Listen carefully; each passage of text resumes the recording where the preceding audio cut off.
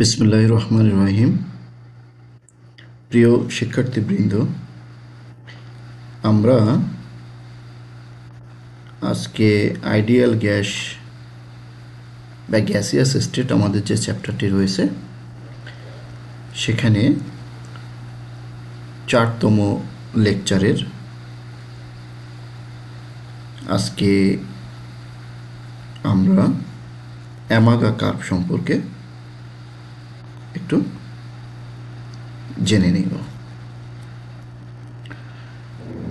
তো অ্যামাগা কার্ভ এর বর্ণনা দেওয়ার আগে আমরা একটু অন্যান্য যে বিষয়গুলো আমাদেরকে জানতে হবে সেই বিষয়গুলো নিয়ে আমরা কথা বলি। First of compressibility factor. তো কম্প্রেসিবিলিটি ফ্যাক্টর এটাকে মূলত জেড দ্বারা প্রকাশ করা হয়। So Z is a ratio of Real gas volume and ideal gas volume. তো সেক্ষেত্রে যদি এই রেশিও অর্থাৎ জেড ইজ ইকুয়াল টু 1 হয় তাহলে আমরা বলতে পারি যে V real is equal to V ideal. অর্থাৎ জেড ইজ ইকুয়াল টু 1 হলে according to kinetic molecular theory গ্যাসগুলোর মধ্যে কোনো অ্যাট্রাকশন বা রিপালশন থাকবে না, no attraction or repulsion. That's mean যখন জেড ইজ ইকুয়াল টু 1 হবে তখন ভি রিয়াল যেটা আছে অর্থাৎ রিয়াল গ্যাস আইডিয়াল গ্যাসের মতো আচরণ করবে। অর্থাৎ জেড ইজ ইকুয়াল টু 1-এর ক্ষেত্রে হচ্ছে আইডিয়াল গ্যাস অর্থাৎ বয়েলস ল, চার্লস ল, অ্যাভোগাড্রোস লগুলো ফলো করবে। এখন যদি এমন হয় যে জেড ইজ গ্রেটার দেন 1 তাহলে তোমরা খুব সহজেই এখান থেকে বুঝতে পারছো যে ভি রিয়াল গ্যাসের volume is greater then ideal গ্যাসের ভলিউম। যদি এরকম হয় যে রিয়াল গ্যাসের ভলিউম আইডিয়াল গ্যাস তুলনায় অনেক বা বেশি বা যেটাই হোক অনেক বেশি বা বেশি, সেক্ষেত্রে সেখানে রিপালশন কাজ করবে। কিন্তু যদি এমন হয় যে জেড ইজ লেস দেন 1, একের চেয়ে কম, সেক্ষেত্রে Real gas volume is less then ideal gas volume. অর্থাৎ এখানে আইডিয়াল গ্যাসের ভলিউমটা হবে বেশি। সেক্ষেত্রে এই পরিস্থিতিতে মলিকুলগুলো একটি অপরটিকে অ্যাট্রাকশন করবে বা আকর্ষণ করবে। এখন অ্যামাগা কার্ভ অঙ্কন করতে গেলে আমরা সাধারণত আমাদের বইয়ে এভাবে একটা কার্ভ দেখতে পারবো, পিভি ভার্সেস পি। তো পিভি এর পরিবর্তে অনেক সময় আমরা এখানে জেড দেখতে পাবো। সেটা কীভাবে আসে আমরা একটু দেখে নিই। যে PV is equal to Z nRT. আমরা জানি যদি রিয়াল গ্যাসের আইডিয়াল গ্যাসের ক্ষেত্রে আমাদের যে নাম্বার অফ মোলস এটা একটা কনস্ট্যান্ট, আর molar gas constant and temperature also constant at. এই অবস্থায় আমরা যদি এই কনস্ট্যান্ট অংশটুকে আমরা যদি অপসারণ করি তাহলে আমরা লিখতে পারি P V is proportional Z. অর্থাৎ পিভি কনস্ট্যান্ট আমরা অমিট করে দিলাম, সেই কনস্ট্যান্টের পরিবর্তে আমরা এখানে বসাতে পারি হচ্ছে proportional sign. So PV is proportional Z.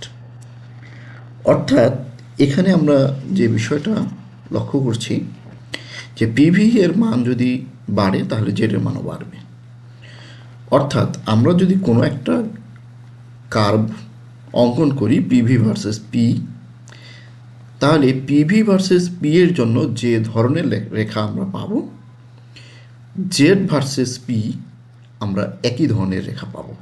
অর্থাৎ পিভি এর পরিবর্তে আমরা সেখানে জেড ব্যবহার করতে পারবো। সো বয়েলসের ল, এখানে যে আমাদের পিভি রয়েছে এর পরিবর্তে আমরা জেডও ব্যবহার করতে পারবো, একই রেখা পাবো। এখন অন্য একটা বিষয়ে তোমরা প্রায় দেখতে পারবে তোমাদের টেক্সট বুক বা রেফারেন্স বুকগুলোর মধ্যে, যে পিভি বাই হচ্ছে আরটি, এরকম দেখতে পারবে যে পিভি বাই আরটি, অর্থাৎ পিভি এর পরিবর্তে পিভি বাই আরটি অথবা জেড এর পরিবর্তে পিভি বাই আরটি ব্যবহার করা যায়। দেখো, যদি 1 মোল গ্যাস হয় তাহলে আমরা খুব সহজে এটাকে লিখতে পারবো PV is equal to RT. এখন যদি PV by RT is equal to আমরা 1 লিখতে পারি, এখানে যদি আমরা রিঅ্যারেঞ্জ করি, এখন এটা যে 1, এই 1 ভ্যালুটা মূলত হচ্ছে জেড এর ভ্যালু। কেন জেড এর ভ্যালু কেন? কারণ হচ্ছে আমরা যদি এই ইকুয়েশনটা যদি একটু খেয়াল করি, PV is equal to Z N R T. এখন এন এর মান আমরা নিয়েছি 1 মোল। সো 1 মোল যদি হয় তাহলে পিভি বাই আরটি আমরা এখানে লিখতে পারবো PV by RT is equal to Z. এখন জেড ইজ ইকুয়াল টু যখন 1, কেবল তখনই সে বয়েলের সূত্র, চার্লসের সূত্র মেনে চলে। সুতরাং আমরা বলতে পারি যে PV by RT is equal to 1, that's mean PV by RT is equal to Z. So PV by RT or PV or Z এর অ্যাগেনস্টে আমরা যদি পি এর রেখা অঙ্কন করি তাহলে প্রত্যেকটি ক্ষেত্রে আমরা একই ধরনের রেখা পাব। এখন আমরা যদি একটি এক্স অ্যাক্সিসের দিকে যদি আমরা প্রেশার এবং ওয়াই অ্যাক্সিসের দিকে পিভি বাই আরটি অথবা পিভি হতে পারে অথবা জেড, যেটাই হোক না কেন, আমরা ধরে নিচ্ছি Z or PV by RT. তো আমরা একটু আগে বলেছি যে যদি জেডের মান 1-এর চেয়ে বেশি হয় তাহলে সেখানে ভি রিয়াল অর্থাৎ রিয়াল গ্যাসের volume is greater then ideal gas volume, এবং সেটা রিপালশন জোন হিসেবে বিবেচিত হবে। তাহলে 1-এর চেয়ে উপরের ভ্যালু কোনগুলো? এগুলো। সো এই অঞ্চলটা হবে আমাদের রিপালশন জোন, অর্থাৎ এখানে গ্যাসের মলিকুলগুলো একজন আরেকজনকে বিকর্ষণ করবে। এখন যদি রিপালশন জোন যদি হয় তাহলে এদেরকে তো কম্প্রেস করা যাবে না, প্রেশার ক্রিয়েট করে কম্প্রেস করা যাবে না, বা less compressible. So Z is greater than 1 and here the region is repulsion region or less compressible region. Z is greater than 1 যেখানে, but Z is less than 1 যেখানে, 1-এর চেয়ে কম, সেখানে অংশটা হবে অ্যাট্রাকশন জোন, এবং এই জোনের মধ্যে জেড ইজ লেস দেন যখন 1 হবে তখন গ্যাসগুলোকে সহজেই কম্প্রেস করা যাবে, অর্থাৎ চাপ দিয়ে এদেরকে পরস্পরের কাছে নিয়ে আসা যাবে, এদের আয়তনকে ছোট করে দেওয়া যাবে, দিস দ্য কম্প্রেসিবল। এখন আমরা ডেভিয়েশনটা একটু দেখতে চাই কয়েকটি গ্যাসের পিভি বাই আরটি। এখানে যে অংশটা আমরা দেখতে পাচ্ছি dot dot line mainly ideal gas. তো এখানে আমরা দেখতে পাচ্ছি যে হাইড্রোজেন গ্যাস সম্পূর্ণরূপে রিপালশন জোনে অবস্থান করছে। নাইট্রোজেন, মিথেন, কার্বন ডাইঅক্সাইড এরা কি করছে? প্রথমে অ্যাট্রাকশন জোনের দিকে আসছে, এরপরে ক্রমান্বয়ে রিপালশন জোনের দিকে চলে গেছে। এবং মিথেন আমরা দেখব এটা প্রথম দিকে চাপ বৃদ্ধির সঙ্গে সঙ্গে এটা অ্যাট্রাকশন জোনের দিকে এবং একটা নির্দিষ্ট সময় পর রিপালশন জোনের দিকে ক্রমান্বয়ে ধাবিত হয়। এখন এই ঘটনাটা আসলে কেন ঘটে সেটা আমরা একটু দেখার চেষ্টা করি। Ideal gas has no attraction or repulsion যে কারণে আমরা বয়েলের সূত্র থেকে আমরা এখানে জানি যে এখানে একটা স্ট্রেট লাইন পাওয়া যায়, যেহেতু তাদের মধ্যে কোনো আকর্ষণ বা বিকর্ষণ নেই। But real gas has attraction or repulsion, যে কারণে গ্যাসের রেখাগুলো হয় অ্যাট্রাকশন জোনের দিকে যাচ্ছে অথবা রিপালশন জোনের দিকে যাচ্ছে। কী ধরনের মৌলগুলন বা যৌগগুলন বা গ্যাসগুলন কী ধরনের এই বিচ্যুতি দেখাবে, অর্থাৎ কোনটা রিপালশন জোনের দিকে যাবে কোনটা অ্যাট্রাকশন জোনের দিকে যাবে সেটা নিয়ে একটু কথা বলতে চাই। যদি গ্যাস পোলার হয়, যেমন hydrogen sulphide gas polar gas, hydrogen chloride, hydrogen fluoride gas, hydrogen chloride gas, এই গ্যাসগুলো হচ্ছে পোলার। এদের ডেভিয়েশন সবচেয়ে বেশি নন পোলারের চেয়ে। আর যদি নন পোলার হয় সেক্ষেত্রে এটা আবার দুটো বিষয়ের উপর ভিত্তি করে, এই ডেভিয়েশনটা দুটো বিষয়ের উপর ডিপেন্ড করে। একটা হচ্ছে এদের সাইজ, অন্য আমরা একই কথা বলতে পারি যে সাইজ, যে যদি নন পোলার গ্যাসগুলোর সাইজ বড় হয় তাহলে তাদের ক্ষেত্রে অ্যাট্রাকশন জোনের দিকে তারা ধাবিত হবে, অর্থাৎ তাদের ডেভিয়েশনটা স্মল সাইজ যে গ্যাসগুলো রয়েছে তাদের চেয়ে বেশি হবে। এখন কোন রেখাটা অ্যাট্রাকশন জোনের দিকে যাবে বা কোনটা রিপালশন জোনের দিকে যাবে, এমনটা একটা বিষয় নিয়ে আলোচনা করা যেতে পারে। আমরা যদি নন পোলার গ্যাসগুলোর কথা যদি বলি, সে ফ্লোরিন এবং ক্লোরিন, এখানে ক্লোরিনের আকার চেয়ে বড়, ফলে এর ডেভিয়েশন, ক্লোরিনের ডেভিয়েশনটা বেশি হবে। তো সেক্ষেত্রে ক্লোরিন যেহেতু এর আকার বড়, ফলে চাপ বৃদ্ধির সঙ্গে সঙ্গে এই ক্লোরিন গ্যাসগুলো একটি আরেকটির কাছাকাছি চলে আসে, ফলে সেখানে এক ধরনের আকর্ষণ কাজ করে। আমরা যদি প্রথম যদি যে কার্ভটা রয়েছে সেটার দিকে যাই, দেখো এখানে হাইড্রোজেনের যে কার্ভটি রয়েছে সেটি সম্পূর্ণরূপে আমাদের রিপালশন জোনে অবস্থান করছে, অর্থাৎ এখানে গ্যাসগুলো হচ্ছে লেস কম্প্রেসিবল। কেন? কারণ হাইড্রোজেনের আকার হচ্ছে ছোট, ফলে এর যখন চাপ বৃদ্ধি করা হয় এই হাইড্রোজেন গ্যাসের মলিকুলগুলো পরস্পরের নিকটে আসে এবং নিউক্লিয়াসগুলো পরস্পরকে বিকর্ষণ করে, যে কারণে হাইড্রোজেনের আকার ছোট হওয়ায় এর যে কার্ভটি সেটি রিপালশন জোনে অবস্থান করে। অন্যদিকে আমরা যদি একটু নাইট্রোজেন গ্যাসের কথা বলি, তো নাইট্রোজেন গ্যাসের আকার হাইড্রোজেন গ্যাসের আকারের চেয়ে বড়, যে কারণে এখানে চাপ প্রয়োগ করলে প্রথম দিকে নাইট্রোজেন গ্যাসগুলো পরস্পরের নিকটে আসে এবং তাদের মধ্যে এক ধরনের আকর্ষণ বল কাজ করে, যে কারণে প্রথম দিকে রেখাটি অ্যাট্রাকশন জোনের দিকে ধাবিত হয়।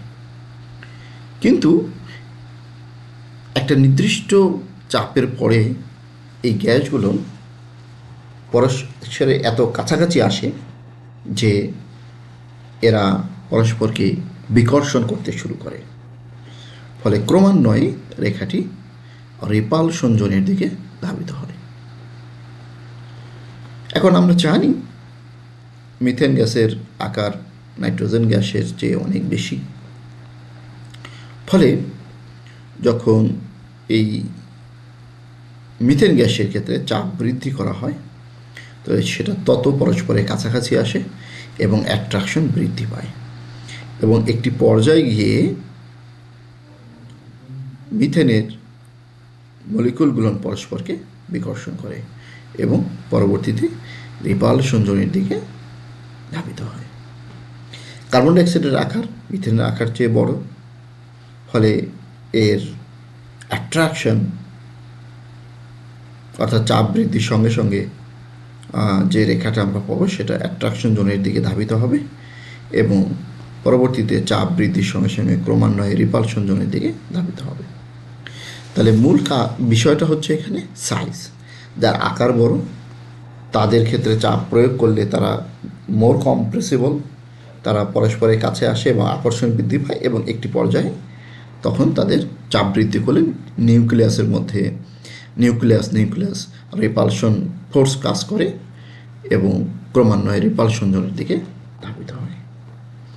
এই গেল মূলত অ্যামাগা কার্ভে যে কোন গ্যাসের জন্য বিচ্যুতিটা কেমন হবে। এখন অ্যামাগা বিজ্ঞানী মূলত তিনি দেখিয়েছেন যে এই যে আদর্শ আচরণ থেকে বাস্তব গ্যাসগুলোর বিচ্যুতি। তো আমরা একটু ব্যাখ্যা করার চেষ্টা করলাম কেন হাইড্রোজেন বা হিলিয়াম রিপালশন জোনের দিকে থাকছে, কেন নাইট্রোজেন প্রথমে রিপালশনের দিকে পরে ক্রমান্বয়ে প্রথমে অ্যাট্রাকশন জোনের দিকে এবং পরবর্তীতে ক্রমান্বয়ে রিপালশন জোনের দিকে যাচ্ছে, মিথেন একইভাবে প্রথমে অ্যাট্রাকশন জোনের দিকে পরবর্তীতে, এবং কার চেয়ে কোনটা নিচে কোনটা উপরে হচ্ছে সেটা আমরা বিবেচনা করলাম তাদের আকার দিয়ে। এখন আমরা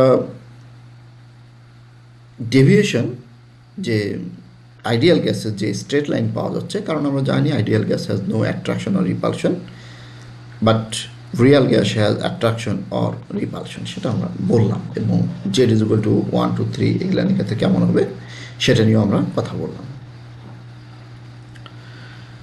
বা জেড ইজ গ্রেটার দেন 1 হলে কী হবে, জেড ইজ লেস দেন 1 হলে কী হবে, সে বিষয়গুলো নিয়ে আমরা কথা বললাম।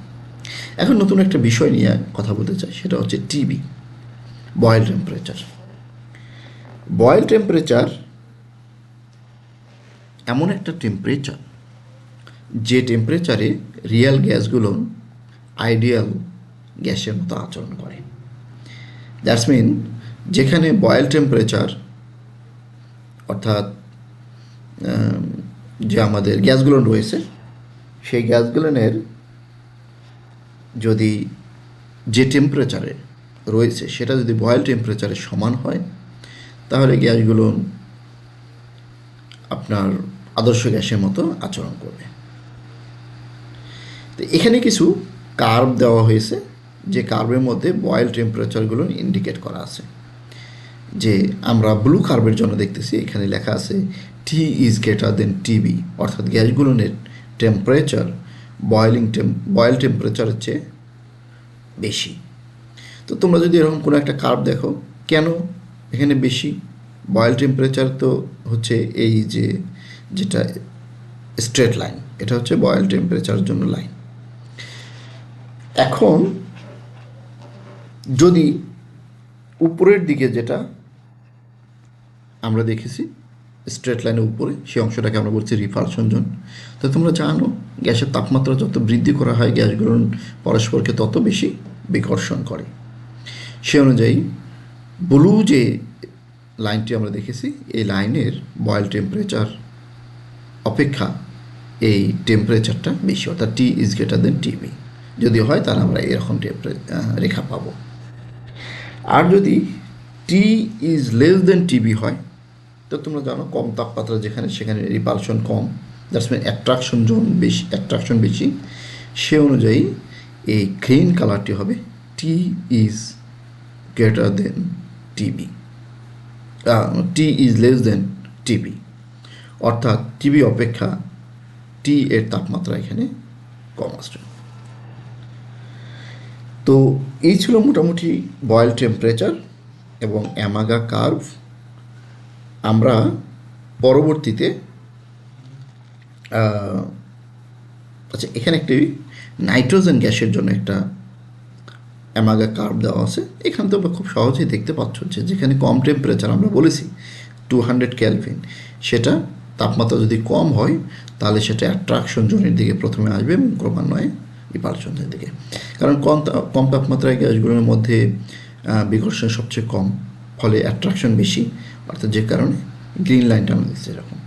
এখন তাপমাত্রা যদি আরও বাড়াই তাহলে এ মোটামুটি আদর্শ লাইনের দিকে ধাবিত হচ্ছে, ঠিক আছে। এবং উচ্চ তাপমাত্রায় 1000 ক্যালভিন যেটা, এটা মোটামুটি আমরা দেখছি প্রথম দিকে আমাদের আইডিয়াল গ্যাসের একদম স্ট্রেট লাইন বরাবর হচ্ছে, পরবর্তীতে ক্রমান্বয়ে একটু করে বিচ্যুতি দেখা দিচ্ছে। তো এখান থেকে আমরা বলতে পারি যে উচ্চ তাপমাত্রা এবং নিম্নচাপে গ্যাসগুলো মোটামুটি